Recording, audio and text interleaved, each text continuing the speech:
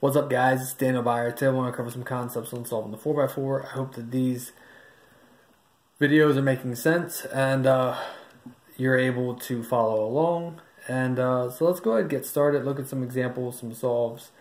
So the first thing that I see is I want to build my edge pairs and my first block. So I'm planning, I glanced for a second and kind of looked at the viability of a white first block, didn't really like it, so I'm going to go with a first block of yellow. So I'm going to go wide U and then U2 and then L prime, kind of rotating through that edge pair, or those 2x2 of centers are done. Finish up this edge pair. I see my white red edge pair. I'm going to just trigger that in because I didn't have any other edge pairs that popped out immediately. As I am there, I'm going to rotate through and I want to make sure that I find and finish up that last edge pair. So notice that there's this situation. This is having the checker position. Really just want to basically get my last two centers up onto the U layer and then do some Nicholas moves to drag down those other two centers to solve them. So really just focus on edge pairing, and it looks like it's not really an ideal case, but really it winds up actually being super easy to solve.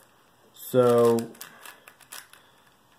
like for here, I did my wide U, I drag one piece down and I drag the other piece down, and so I was able to finish up my edge pairing, first block, second block, and then drag down those last two centers that were not solved when I built the first block.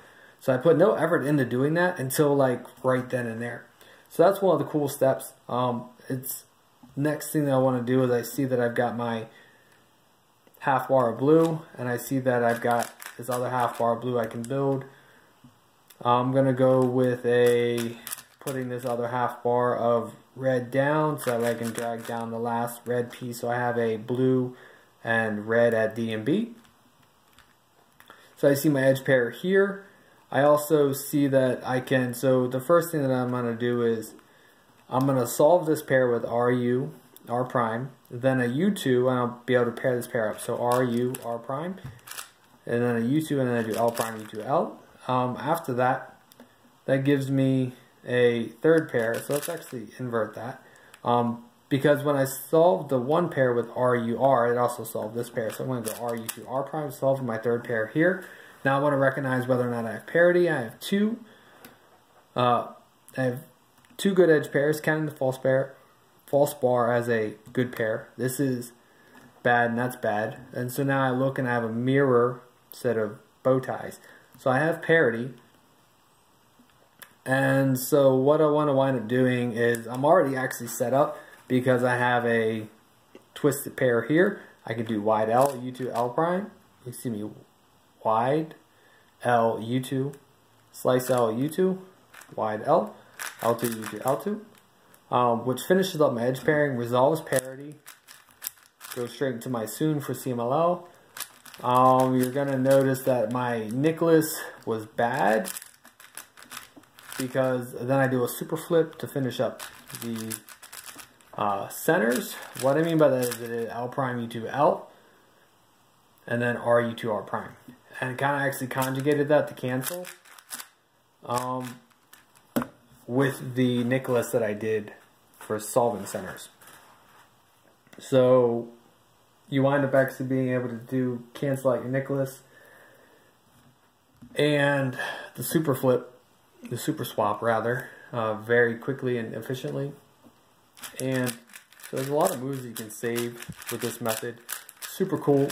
And so that was another good example. I had parity. I was able to solve parity in 8 moves. I just like the trigger of the wide L insertion. There's also a 7-move solution to resolve parity, which is just slice moves only.